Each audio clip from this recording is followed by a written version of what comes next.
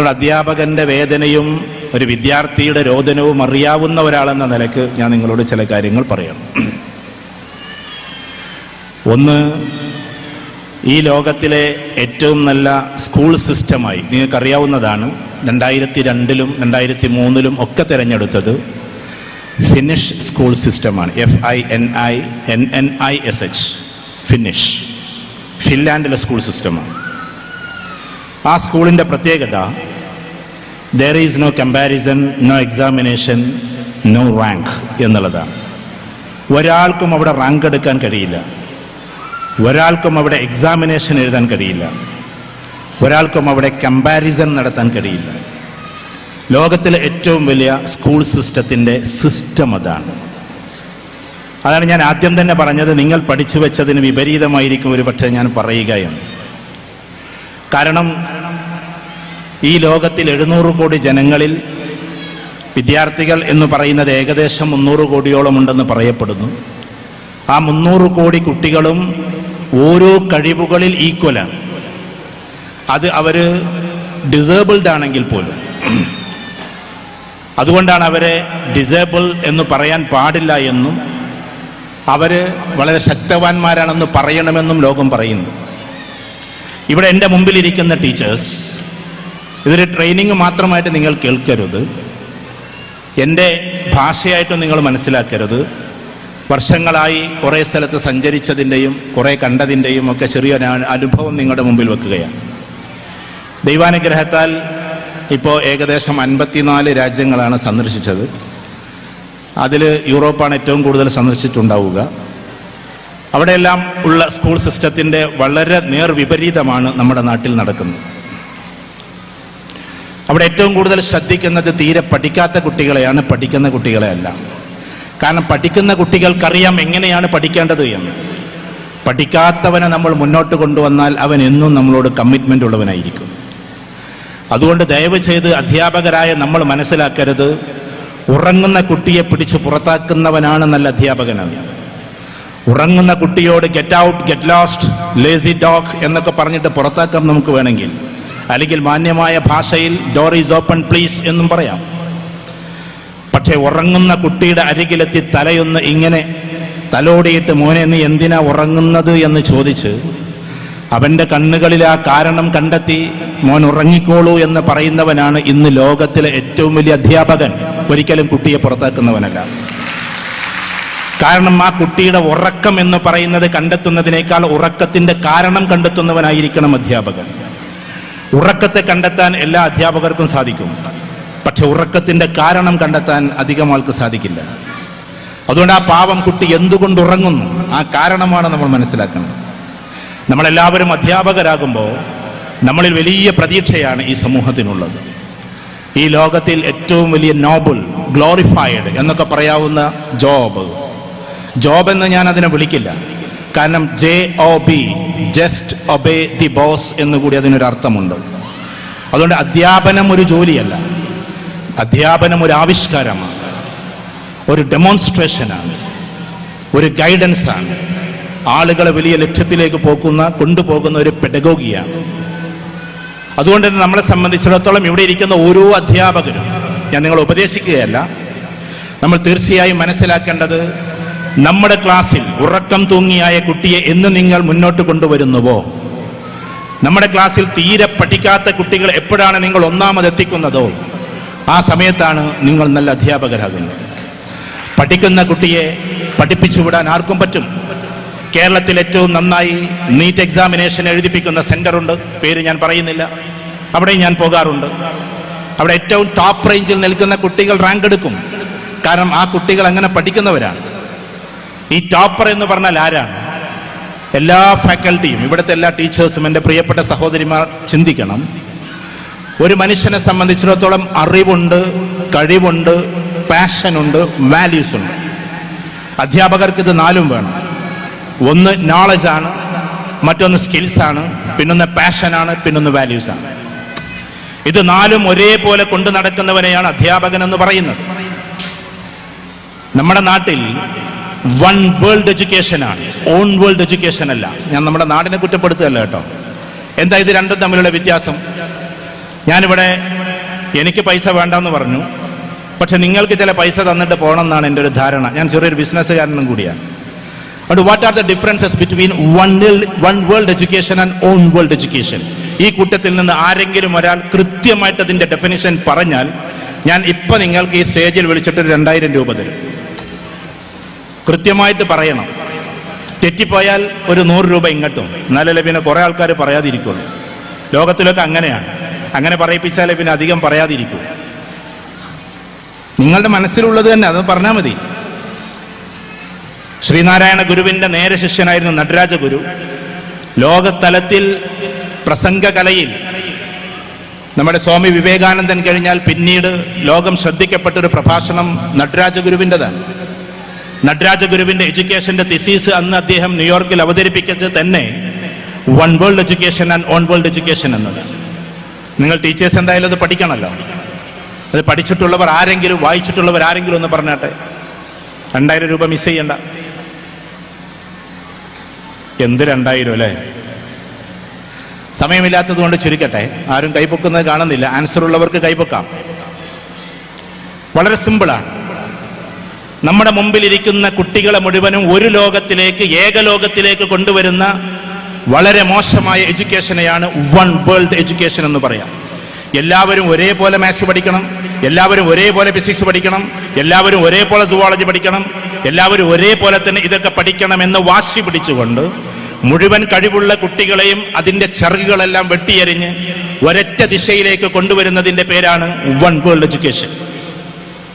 എന്നാൽ on world education എന്ന് പറഞ്ഞാൽ അവന് അവൻ്റെതായ ലോകം തീർത്തു കൊടുക്കലാണ്. ആ ലോകത്തിൽ അവൻ ചക്രവർത്തിയാകുന്നതിൻ്റെ പേരാണ് ഓൺ വേൾഡ് എഡ്യൂക്കേഷൻ, OWN, അഥവാ ഈ പറയുന്ന ഓൺ വേൾഡ്. അവൻ്റെതായ ലോകം അവൻ തീർത്തു എന്നതാണ്. 7ാം ക്ലാസ്സിൽ നിന്ന് പുറത്താക്കപ്പെട്ട അപമാനിതനായി പോന്നിട്ടുള്ള ഒരു കുട്ടിയുടെ പേരാണ് ഇന്ന് ലോകത്തിൽ ഏറ്റവും കൂടുതൽ കുട്ടികൾ പഠിക്കുന്ന പേര്. അവന്റെ പേര് ആൽബർട്ട് ഐൻസ്റ്റീൻ എന്നാണ്. കാരണം അറിവിനേക്കാൾ കഴിവുകൾക്ക് പ്രാധാന്യം കൊടുക്കുകയായിരുന്നു. തന്റെ സ്വയം ലോകം തീർക്കുകയായിരുന്നു. സ്വയം ലോകം തീർത്തത് കൊണ്ടാണ് ആരും കണ്ടെത്താത്ത കണ്ടെത്തൽ കണ്ടെത്തിയത്. അല്ലെങ്കിൽ ആരോ കണ്ടെത്തിയതിന് ഐൻസ്റ്റീൻ പഠിക്കേണ്ടി വരുമായിരുന്നു. ഞാൻ പറയുന്നത് മനസ്സിലാകുന്നുണ്ടല്ലോ. അതിനു മുമ്പ് പലരും കണ്ടെത്തിയതിനെ ബൈഹാട്ടാക്കിയിട്ട് ഐൻസ്റ്റീൻ പഠിക്കണമായിരുന്നു. തൻ്റെതായ ലോകം തീർത്തത് കൊണ്ടാണ് സത്യത്തിൽ എന്താകുന്നത്? അവനവന്റെ ലോകത്തിൽ ചക്രവർത്തിയാകുന്നത്. 14ാമത്തെ വയസ്സിൽ പോളിടെക്നിക്കിന്റെ എൻട്രൻസ് എഴുതാൻ വേണ്ടി, ലോക പ്രശസ്തമായ ഒരു പോളിടെക്നിക്കിൽ എൻട്രൻസ് എഴുതാൻ വേണ്ടി പോയി. 14ലോ 15ലോ. ആ സമയത്ത് അവിടുത്തെ ഇന്റർവ്യൂവിലും അവിടുത്തെ ടെസ്റ്റിലും പൊട്ടി. നിങ്ങൾക്കറിയാം ചരിത്രം. അന്ന് ഇന്റർവ്യൂവിൽ പാസ്സായ കേമന്മാരായ കുട്ടികളുണ്ട്. ആ കുട്ടികളെ ലോകം ഒരിക്കലും അറിഞ്ഞിട്ടേയില്ല. പക്ഷെ അന്ന് അവിടെ അഡ്മിഷൻ കിട്ടാതെ പൊട്ടിപ്പോയ കുട്ടിയെ പഠിക്കാതെ ഒരു കുട്ടിയും സ്കൂളിന്റെ പടിവിട്ടിറങ്ങുകയുമില്ല. അദ്ദേഹത്തിന്റെ പേരും കൂടിയാണ് ആൽബർട്ട് ഐൻസ്റ്റീൻ. ഞാൻ പറഞ്ഞു വരുന്നത്, എക്സാമിനേഷനിൽ പാസ്സാകുന്നവന്റെ പേരല്ല വിദ്യാർത്ഥി. ഒരുപാട് ചോദ്യങ്ങൾക്ക് ഉത്തരം കൊടുക്കുന്നവന്റെ പേരല്ല വിദ്യാർത്ഥി. നമ്മളൊക്കെ അങ്ങനെയാ കുട്ടികളെ പഠിപ്പിക്കുന്നത്. ഒരുപാട് ചോദ്യങ്ങൾ, അതിന്റെ ആൻസറുകൾ മുഴുവനും തലയിൽ കയറ്റി 2 മണിക്കൂർ കൊണ്ട് അത് പേപ്പറിലേക്ക് വിസർജിച്ചാൽ, അങ്ങനെ തന്നെ നമ്മൾ പ്രയോഗിക്കും. അത് അഴീക്കോടിന്റെ പ്രയോഗമാണ്, പേപ്പറിലേക്ക് വിസർജിക്കുക എന്ന്. ക്ഷമിക്കണം ആ പ്രയോഗം പ്രയോഗിക്കുന്നത് കൊണ്ട്. അങ്ങനെ പ്രയോഗിച്ചാൽ കിട്ടുന്നവന്റെ പേരാണ് A+കാരൻ. നേരെ മറിച്ച് ഇവിടെ ഏറ്റവും നല്ല സിംഗർക്ക് A+ ഇല്ല, ഏറ്റവും നല്ല ഫുട്ബോളർക്ക് A+ ഇല്ല, ഏറ്റവും നല്ല ഓർഗനൈസർക്ക്. ഞാനിപ്പോൾ ഹാരിസിനെ ഇവിടെ എടുത്തി പുകഴ്ത്തല്ല. ഏതോ ദിക്കിൽ കിടക്കുന്ന കാസർകോട്ടിലും തൃശ്ശൂരിലും അതേപോലെ തിരുവനന്തപുരത്തുമൊക്കെയായി മിഡ് കേരളയിലും അപ്പുറത്തും ഇപ്പുറത്തൊക്കെ നിൽക്കുന്ന മുഴുവൻ ആളുകളെയും ഈ തിരൂരിന്റെ ടൗൺ ഹാളിൽ ഇങ്ങനെ യോജിപ്പിച്ചതിന്റെ പേരാണ് ഓർഗനൈസിംഗ് കേപ്പബിലിറ്റി. അതുള്ള ആളുകൾക്ക് ഇവിടെ A+ ഇല്ല. ഇങ്ങനെ നിങ്ങളെ മുഴുവൻ നയിച്ചു കൊണ്ടുപോയി നിങ്ങളെ വലിയ ലക്ഷ്യത്തിലേക്ക് എത്തിക്കുന്നതിന്റെ പേരാണ് ലീഡർഷിപ്പ് ക്വാളിറ്റി. അതുള്ളവർക്ക് ഇവിടെ A+ ഇല്ല. ഇതേപോലെ തന്നെ സ്കൂളിൽ നിന്ന് പുറത്താക്കപ്പെട്ടിട്ട് ടീച്ചർക്ക് നേരെ കസേര എടുത്തുയർത്തി പിന്നീട് അവസാനം വീട്ടിലേക്ക് പതിതമായി വന്ന കുട്ടിയുടെ പേരാണ് ദ ഗ്രേറ്റ് റൊണാൾഡോ. അദ്ദേഹത്തിനും ഇവിടെ A+ ഇല്ല. 15ാമത്തെ വയസ്സിൽ സ്കൂൾ അവസാനിപ്പിക്കേണ്ടി വന്ന് ഇന്ത്യക്ക് വേണ്ടി ബാറ്റ് വീശിയ മഹാമനുഷ്യന്റെ പേരാണ്, ഇതുവരെ 10ാം ക്ലാസ് താണ്ടാത്ത മനുഷ്യന്റെ പേരാണ് സച്ചിൻ ടെണ്ടുൽക്കർ. അദ്ദേഹത്തിനും ഇവിടെ A+ ഇല്ല. നമ്മുടെ എഡ്യൂക്കേഷൻ സിസ്റ്റം ഞാൻ കുറ്റപ്പെടുത്തല്ല എന്ന് വെച്ചാൽ, ലോകത്തിലെ ഏറ്റവും ടോപ്പ് എന്നറിയപ്പെടുന്ന യൂണിവേഴ്സിറ്റിയിൽ പോയി പഠിച്ചാൽ ഇന്ത്യയിൽ അവർക്ക് സീറ്റില്ല.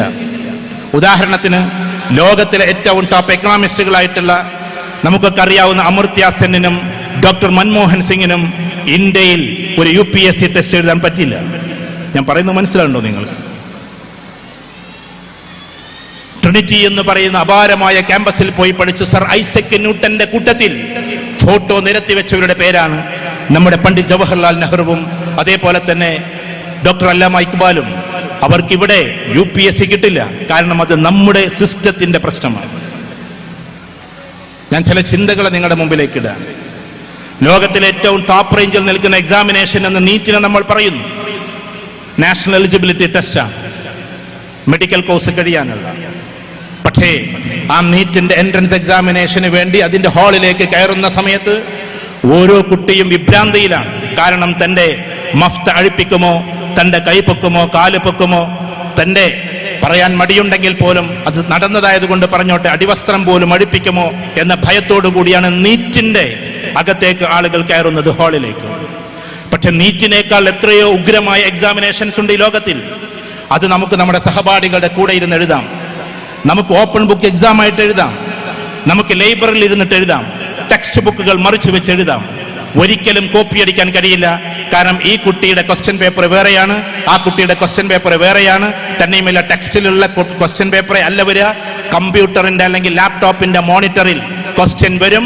1 മിനിറ്റ് കൊണ്ട് ആൻസർ ചെയ്തില്ലെങ്കിൽ ക്വസ്റ്റ്യൻ മാഞ്ഞു പോവുകയും ചെയ്യും. ആ കുട്ടിക്ക് അങ്ങോട്ടും ഇങ്ങോട്ടൊന്ന് തിരിഞ്ഞു നോക്കാൻ പോലും കഴിയില്ല. അങ്ങനെയും ലോകത്തിൽ എക്സാമിനേഷൻ ഉണ്ട്. ഈ നീറ്റിനേക്കാൾ എത്രയോ ഉയർന്ന എക്സാമിനേഷൻസ്. നമ്മൾ പഴയ രീതി തുടരുന്നത് കൊണ്ടാണ് കുട്ടി കൈയിൽ ഇവിടെ എഴുതിയിട്ടുണ്ടാവോ, കുട്ടി കാലിന്റെ അവിടെ എഴുതിയിട്ടുണ്ടാകുമോ എന്നൊക്കെ ടെസ്റ്റ് ചെയ്യേണ്ടി വരുന്നത്. പ്രാചീനമായ സിസ്റ്റങ്ങളെയാണ് നമ്മൾ കൊണ്ടു നടക്കുന്നത്. അതുകൊണ്ട് ഞാൻ പറഞ്ഞു വരുന്നത്, 1000 ചോദ്യങ്ങളുടെ ഉത്തരങ്ങൾ നമ്മുടെ തലയിലേക്ക് കയറ്റിവിടുന്നതിന്റെ പേരല്ല വിദ്യാഭ്യാസം. ആൾക്കൂട്ടത്തിൽ നിന്ന് അനീതിക്കെതിരെ ഒരു ചോദ്യമെങ്കിലും ചോദിക്കുന്നവന്റെ പേരാണ് വിദ്യാർത്ഥി എന്ന്. അതാണ് നമ്മളെ കുട്ടികളെ പഠിപ്പിക്കേണ്ടത്. 1000 ചോദ്യങ്ങൾക്ക് ഉത്തരം നൽകുന്നവനല്ല, പകരം 1000 ചോദ്യങ്ങളുടെ ഉത്തരം പഠിക്കുന്നതിന് പകരം, അത് പഠിച്ചോളൂ നിങ്ങൾ, പകരം ആൾക്കൂട്ടത്തിൽ അനീതിക്കെതിരെ ഒരു ചോദ്യമെങ്കിലും ഉയർത്തുന്നവന്റെ പേരാണ് യഥാർത്ഥത്തിൽ വിദ്യാർത്ഥി. ആ ചോദ്യം ചെയ്യലിലേക്ക്, ചോദ്യത്തിന്റെ ഉത്തരം മാത്രം പഠിക്കുന്ന വെറും ഷണ്ഡീകരിക്കപ്പെട്ടതിൽ നിന്നും മാറ്റി ചോദ്യങ്ങൾ ചോദിക്കുന്ന വിദ്യാർത്ഥികളായി നമ്മൾ എന്ന് മാറുന്നുവോ അന്ന് നമ്മൾ വിദ്യാർത്ഥികളാണ്. നിങ്ങൾ പഠിപ്പിക്കുന്ന കുട്ടികൾ അന്ന് മുതൽ വിദ്യാർത്ഥികളാണ്. അധ്യാപകനോടൊന്ന് സംസാരിച്ചാൽ ആ കുട്ടി അച്ചടക്കമില്ലാത്തവൻ. അധ്യാപകനോട് മറുചോദ്യം ചോദിച്ചാൽ ആ കുട്ടി വിവരം കെട്ടവൻ. അധ്യാപകനോട് എന്തെങ്കിലും എഴുന്നേറ്റിട്ട് ഒരു ക്വസ്റ്റ്യൻ ചോദിച്ചാൽ ആ കുട്ടി ഒന്നിനും പറ്റാത്തവൻ. രക്ഷിതാക്കളോട് എന്തെങ്കിലും ഒരു ചോദ്യം ചോദിച്ചാൽ മിണ്ടാതിരിക്കുക എന്ന് കേൾക്കുന്നവൻ. അതല്ല വിദ്യാർത്ഥി. അവൻ ചോദ്യങ്ങൾ ചോദിച്ചുകൊണ്ടേയിരിക്കും അവന്റെ അവസാന നാൾ വരെ. അതാണ് വിദ്യാർത്ഥിത്വം. അതാണ് വിദ്യാർത്ഥിത്വം. അങ്ങനെ നമ്മൾ കുട്ടികളെ വളർത്തിയെടുക്കണം. അച്ചടക്കത്തോടെ. അച്ചടക്കം നിങ്ങൾ പഠിപ്പിച്ചോളൂ. അച്ചടക്കം നിങ്ങൾ പഠിപ്പിച്ചോളൂ. ഇവിടെ നിങ്ങളുടെ ക്യാപ്ഷന്റെ പേര് കൊടുത്തത് ശിക്ഷൻ എന്നാണ് അല്ലേ? ശിക്ഷൻ അല്ലേ? ആ ക്യാപ്ഷനോടൊരു ചെറിയ വിയോജിപ്പ് അതും പറയണല്ലോ. നമുക്ക് ശിക്ഷ അറിയില്ല, നമുക്ക് ശിക്ഷണമേ അറിയൂ. അതിന്റെ പദമാണ് ശിക്ഷൻ. ശിക്ഷയില്ല നമുക്ക്. എന്തേ ഉള്ളൂ? ശിക്ഷണേ ഉള്ളൂ. ശിക്ഷണും ശിക്ഷയും രണ്ടും രണ്ടാണ്. നെഗറ്റീവായിട്ട് കൊടുക്കുന്നത് ശിക്ഷയാണ്, പോസിറ്റീവായിട്ട് നൽകുന്നത് ശിക്ഷണമാണ്. അതുകൊണ്ട് നിങ്ങളുടെ പേര് ശിക്ഷൻ എന്നല്ലേ, ശിക്ഷണം എന്നല്ലേ? നിങ്ങൾ നോക്കിയിട്ടുണ്ടോ എന്ന് എനിക്ക് അറിഞ്ഞുകൂടാ. ഹാരിസ് ഭായ്, ശിക്ഷൻ എന്നല്ലേ? എന്ന് പറഞ്ഞാൽ ശിക്ഷണം എന്നാണ്. എന്ന് വെച്ചാൽ നമ്മൾ ശിക്ഷണത്തോടു കൂടി വളരണം. യമനിയമ എന്നാണ് അതിന് പറയുക.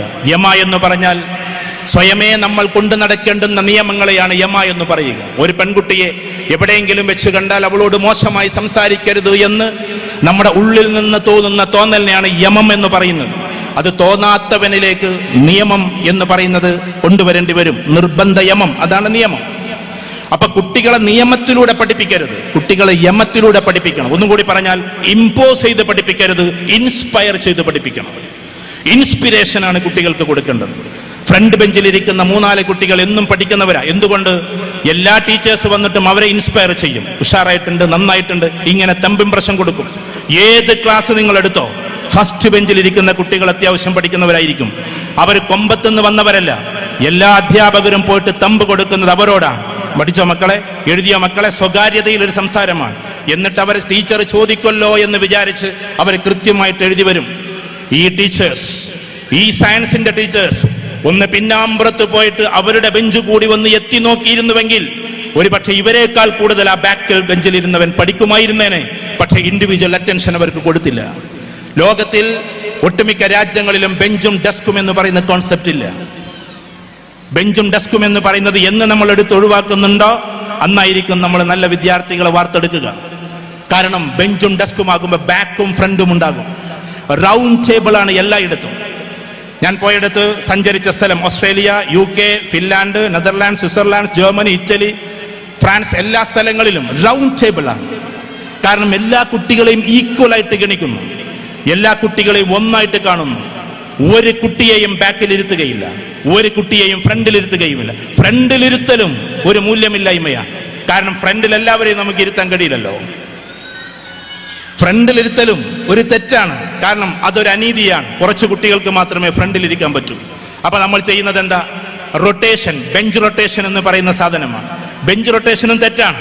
ഒരു ദിവസം ആ കുട്ടി ഫ്രണ്ടിലാകുന്നു, മറ്റൊരു ദിവസം ബാക്കിലാകുന്നു. അപ്പോഴും ആ കുട്ടിക്ക് ഇങ്ങനെ നിമ്നോന്നതങ്ങളായി മാറുന്നു. കുട്ടിക്ക് എന്നും ഫീൽ ചെയ്യണം എല്ലാവരും ഒന്നാണ് എന്ന്. നിങ്ങൾ ഫിന്നിഷ് സ്കൂൾ എടുത്തു നോക്കുക. ഫിൻലാൻഡിലെ സ്കൂൾ സിസ്റ്റത്തിൽ നിങ്ങൾക്ക് മനസ്സിലാകും, നോ എക്സാമിനേഷൻ.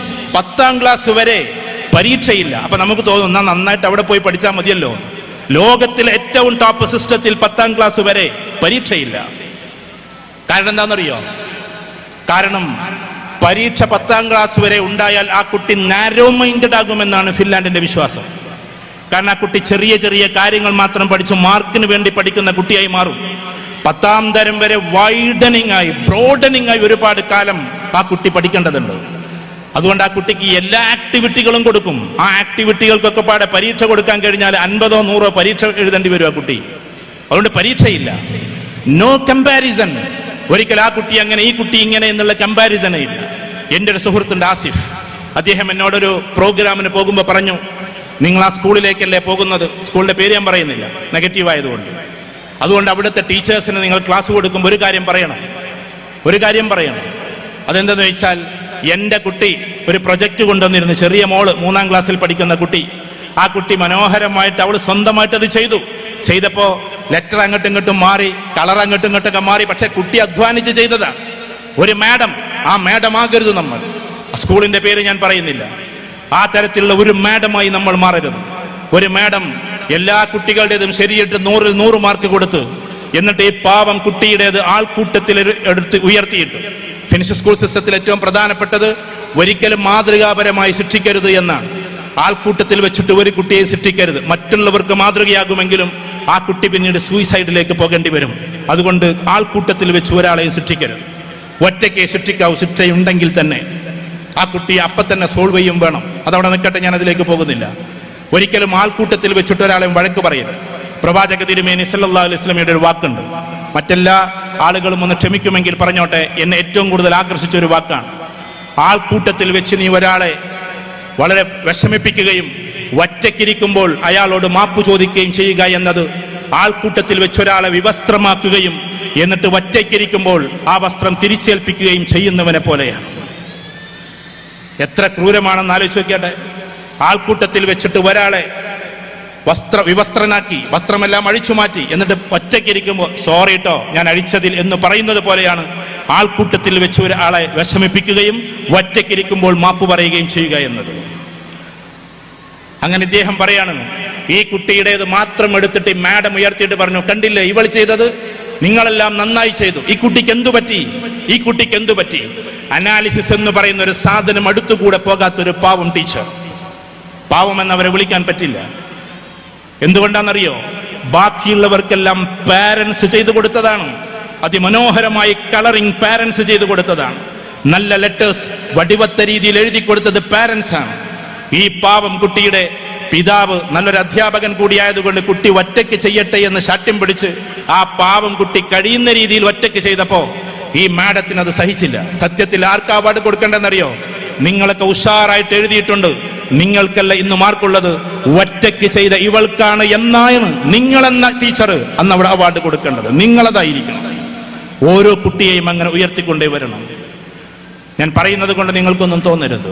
ഒരു കുട്ടിയുടെ കഴിവ് വ്യത്യസ്തമാണ്. അതാണ് on world, OWN, on world education, സ്വയം ലോക വിദ്യാഭ്യാസം എന്ന് പറയുന്നത്. അതാണ് ഒരു കുട്ടി അവന്റെ ലോകത്തിലെ ചക്രവർത്തിയാണ്.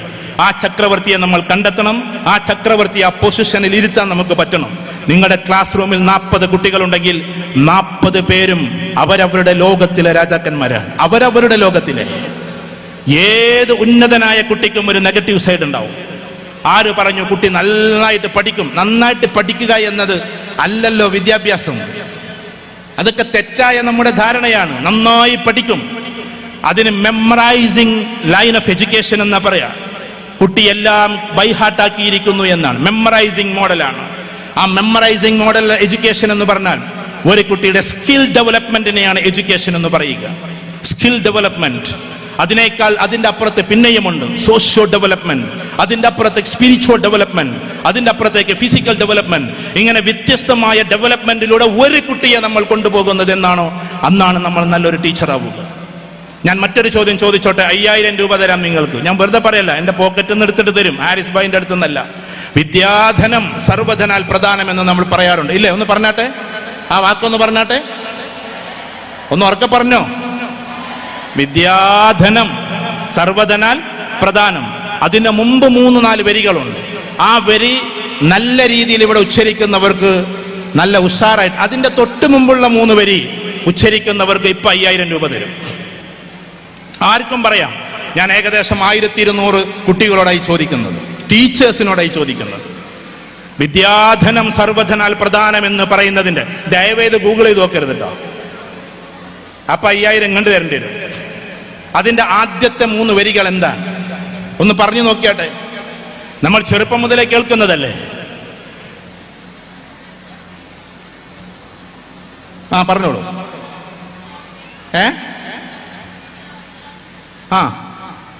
അല്ലല്ല അതല്ല, എന്നാലും പറയാനുള്ള ഒരു ധൈര്യം കാണിച്ചല്ലോ. ഒന്ന് കൈയടിച്ചു കൊടുത്താട്ടെ. എപ്പോ നിങ്ങൾ ഏറ്റവും നന്നായി വർത്തമാനം പറഞ്ഞ്, ഏറ്റവും നന്നായി കുസൃതി കളിച്ച്, ഏറ്റവും നന്നായി ക്ലാസ്സിൽ അലമ്പ് എന്ന് ഞാൻ പറഞ്ഞില്ലേ, കുട്ടികളെ ചെറുക്കായിട്ടൊക്കെ ഇങ്ങനെ ഉന്തി നടക്കുന്ന കുട്ടിയുണ്ടോ, അവനെ രാജാവാക്കിയെടുക്കണം. കാരണം അവൻ രാജാവാണ്, അതുകൊണ്ടാണ് അവൻ അങ്ങനെ നടക്കുന്നത്. അവനെ ഒതുക്കി തീർക്കല്ലേ, അവനെ ഒതുക്കല്ലേ നിങ്ങൾ. പഠിത്തത്തിന്റെ കാര്യം പറഞ്ഞ് അവൻ അച്ചടക്കത്തിന്റെ വാതായനത്തിലേക്ക് കൊണ്ടുവരല്ലേ. കാരണം അവൻ കുറെ കഴിഞ്ഞാൽ സോഷ്യൽ റാപ്പോ ഉള്ള കുട്ടിയാണ്, കുറെ കഴിഞ്ഞാൽ ഫ്രണ്ട്സ് മേക്കിംഗ് കപ്പാസിറ്റി ഉള്ള കുട്ടിയാണ്, കുറെ കഴിഞ്ഞാൽ ലീഡർഷിപ്പ് ക്വാളിറ്റി ഉള്ള കുട്ടിയാണ്, കുറെ കഴിഞ്ഞാൽ ഓർഗനൈസേഷണൽ സ്കില്ലുള്ള കുട്ടിയാണ്, കുറെ കഴിഞ്ഞാൽ ഡാറ്റ ഇന്റർപ്രിട്ടേഷൻ ഉള്ള കുട്ടിയാണ്, കുറെ കഴിഞ്ഞാൽ അനലിറ്റിക്കൽ റീസണിംഗ് ഉള്ള കുട്ടിയാണ്, കുറെ കഴിഞ്ഞാൽ ഓർഗനൈസിംഗ് സ്കില്ലുള്ള കുട്ടിയാണ്, കുറെ കഴിഞ്ഞാൽ മൾട്ടി ലിംഗ്വിസ്റ്റിക് എബിലിറ്റി ഉള്ള കുട്ടിയാണ്, കുറെ കഴിഞ്ഞാൽ അതിനുമപ്പുറം സ്ട്രാറ്റജിക്കൽ തോട്ടുള്ള കുട്ടിയാണ്. ആ കുട്ടിയാണ് ഒതുക്കി ഒതുക്കി ഒതുക്കി വെറും മെമ്മറൈസിംഗിലേക്ക് നിങ്ങൾ കൊണ്ടുപോകുന്നത്, വെറും ബൈഹാർട്ട് സിസ്റ്റത്തിലേക്ക് നിങ്ങൾ കൊണ്ടുപോകുന്നത്. നചൗരഹാര്യം നബ്രാദൃഭാജ്യം നചഭാരകാരി വ്യയേ കൃതേ വർധനേവ നിത്യം. വിദ്യാധനം സർവധനാൽ പ്രധാനം. 5000 ഉറുപ്പ്യ ആകുമ്പോ അതിന്റെ ഒരു കട്ടിയൊക്കെ ഉണ്ടാവും. നചൗരഹാര്യം നബ്രാദൃഭാജ്യം നചഭാരകാരി വ്യയേ കൃതേ വർധനേവ നിത്യം. എന്താ അത് പറഞ്ഞതിന്റെ അർത്ഥം? നചൗരഹാര്യം, ഒരിക്കലും കള്ളൻ കട്ടുകൊണ്ടുപോവുകയില്ല. തസ്കരനാൽ മോഷ്ടിക്കാവതല്ല. ഒരിക്കലും നമ്മളിൽ നിന്ന് എഡ്യൂക്കേഷൻ കൊണ്ടുപോവുകയില്ല ആരും. കുട്ടിക്ക് ജന്മന ജനിപ്പിച്ചവനാരോ പ്രപഞ്ചത്തിന്റെ നാഥനാരോ വിശ്വസിച്ചാലും ഇല്ലെങ്കിലും അവൻ ഒരുപാട് കഴിവുകൾ കൊടുക്കുന്നുണ്ട്. നമ്മൾ അത് കണ്ടെത്തിയാൽ മതി. ഈ ലോകത്തെ ശാസ്ത്രജ്ഞർ കണ്ടെത്തിയതാണ്, ഈ പ്രപഞ്ചത്തെ കണ്ടെത്തിയതാണ്. ഇതേപോലെ തന്നെ അമേരിക്ക കണ്ടെത്തിയതാണ്, ഇന്ത്യയെ കണ്ടെത്തിയതാണ്, ഇവിടുത്തെ മണ്ണിനെ കണ്ടെത്തിയതാണ്, സ്വർണം കണ്ടെത്തിയതാണ്, ഈ കാണുന്നതെല്ലാം കണ്ടെത്തിയതാണ്. ഒരു കുട്ടിക്ക് കഴിവ് നമ്മൾ കൊടുക്കേണ്ട കാര്യമില്ല. ആ കുട്ടിയുടെ കഴിവിനെ കണ്ടെത്തിയാൽ മതി, ലോകം മുഴുവനും കണ്ടെത്തിയാൽ മതി. കുട്ടിയെ കണ്ടെത്തുക എന്നതാണ്. ആ കുട്ടിയെ കണ്ടെത്തുക, ആ കുട്ടിയുടെ ഉള്ളിലെ കഴിവിനെ കണ്ടെത്തുക. നചൗരഹാര്യം, അതൊരിക്കലും ഒരു കള്ളനും കട്ടുകൊണ്ടുപോയിട്ടില്ല.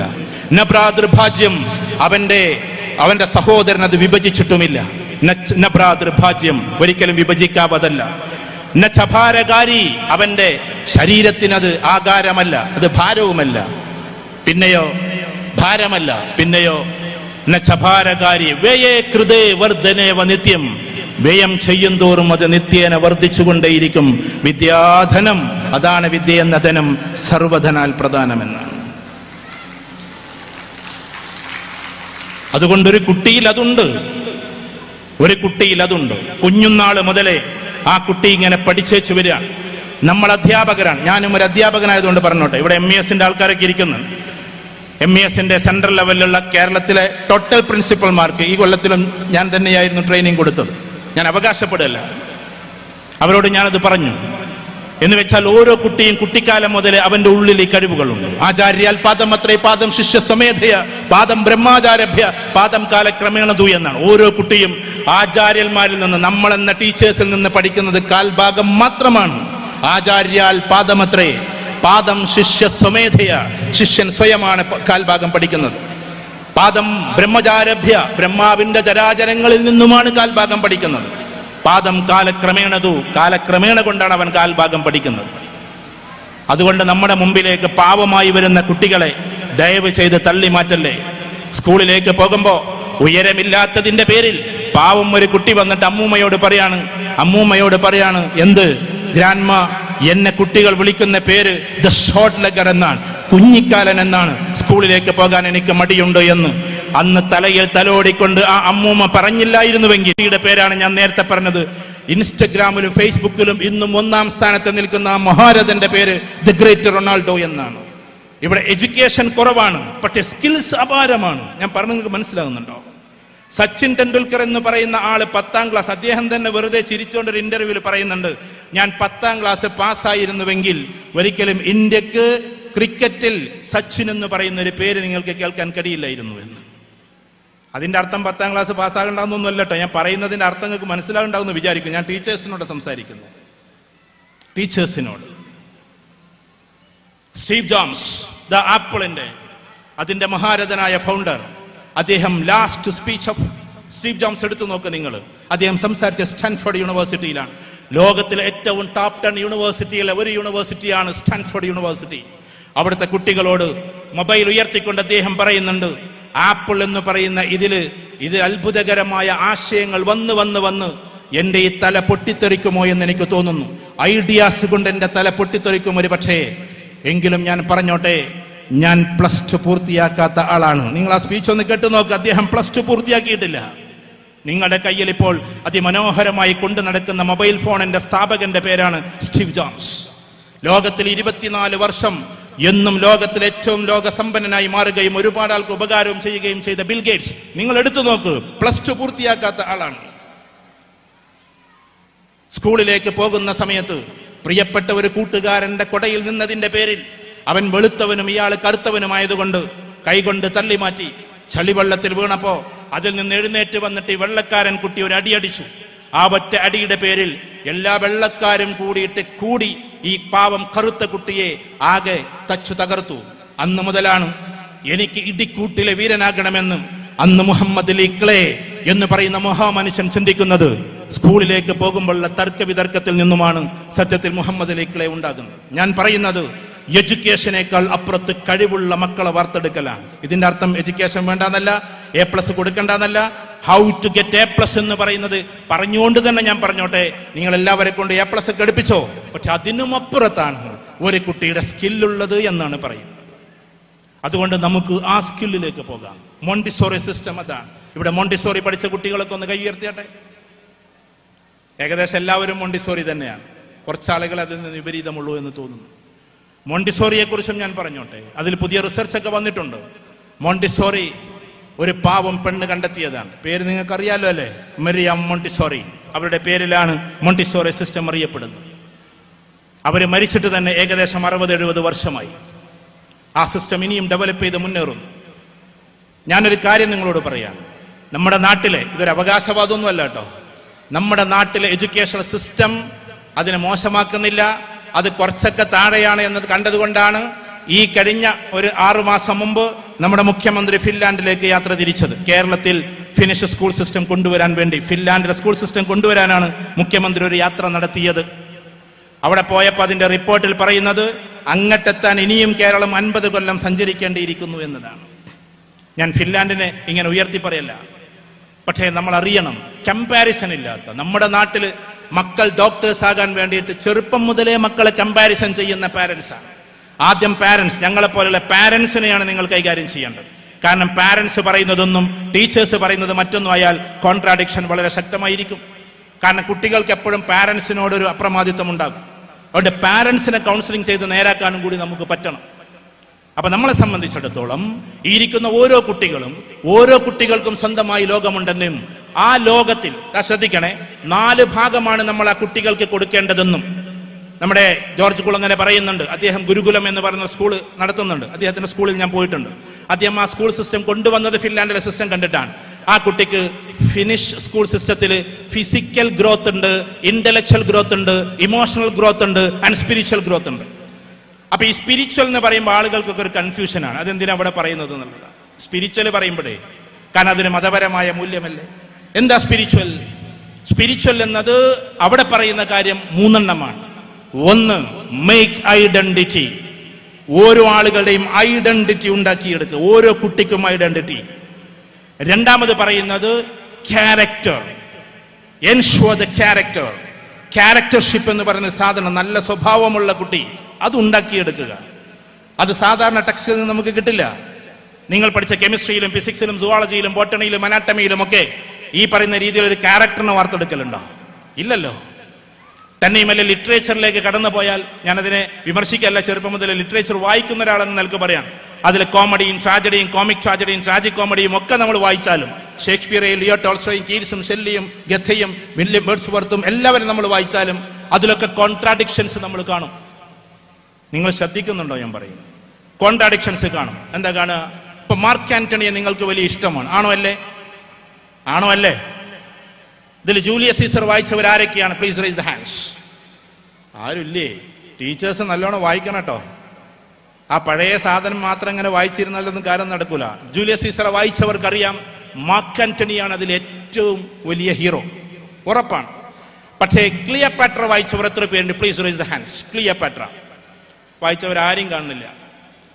ക്ലിയോപാട്ര വായിക്കുമ്പോൾ നമുക്ക് മനസ്സിലാകുക, ഇതേ മാർക്ക് ആന്റണി തന്റെ ഏകദേശം 20 മിനിറ്റിലെ പ്രഭാഷണത്തിലൂടെ ജൂലിയസ് സീസറെ കൊന്ന ബ്രൂട്ടസിനെതിരെ ആയിരക്കണക്കിന് ആളുകളെ തയ്യാറാക്കി ലോകത്തിലെ ഏറ്റവും വലിയ പ്രഭാഷകനായി ദ മാർക്ക് ആന്റണി സ്പീച്ച്.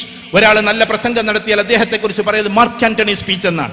അതിമനോഹരമായി നടത്തി ലോകത്തിലെ ഏറ്റവും വലിയ ഹീറോയായി നിന്ന മാർക്ക് ആന്റണി ക്ലിയോപാട്ര എന്ന് പറയുന്ന നോവലിൽ ക്ലിയോപാട്ര എന്ന് പറയുന്ന സുന്ദരിയായ പെൺകുട്ടിയെ പ്രണയിച്ച് അവസാനം ലഭിക്കാത്തതിന്റെ പേരിൽ ആത്മഹത്യ ചെയ്യുന്ന അതേ മാർക്ക് ആന്റണിയെ നമുക്ക് ലിറ്ററേച്ചറിൽ കാണാം. അത് ലിറ്ററേച്ചർ അല്ല, it's a part of history. ക്ലിയോപാട്രയെ ലഭിക്കാത്തതിന് ക്ലിയോപാട്രയും ആത്മഹത്യ ചെയ്യുന്നു. അതേപോലെ തന്നെ ഇവരുടെ നാട്ടിൽ ഞാൻ പോയിട്ടുണ്ട്, ജൂലിയസ് സീസറിന്റെ ശവകുടീരത്തിൽ നമ്മൾ പോയിട്ടുണ്ട്. ഞാൻ പറഞ്ഞു വരുന്നത് എന്തെന്ന് വെച്ചാൽ, അവിടെ ഈ പറയുന്ന സ്ഥലങ്ങളിലൊക്കെയും അവിടെ അതിന്റെ എല്ലാ ലിറ്ററേച്ചറും എഴുതി വെച്ചിട്ടുണ്ട്. ക്ലിയോപാട്ര എന്തുകൊണ്ട് ആത്മഹത്യ ചെയ്തു, അതേപോലെ മാർക്ക് ആന്റണി എന്തുകൊണ്ട് ആത്മഹത്യ ചെയ്തു. ഞാൻ പറയുന്നത്, ഒരു സ്ഥലത്ത് ഹീറോയായ മാർക്ക് ആന്റണി മറ്റൊരു സ്ഥലത്ത് സീറോയായി മാറുന്നത് നമുക്ക് കാണാൻ പറ്റും. അതുകൊണ്ട് നമ്മളെ സംബന്ധിച്ചിടത്തോളം ലിറ്ററേച്ചർ പോലും നമുക്ക് ഒരുപാട് ഇത്തരത്തിലുള്ള വല്ലാത്തൊരു ഡിലേമ നമുക്ക് സമ്മാനിക്കുന്നു.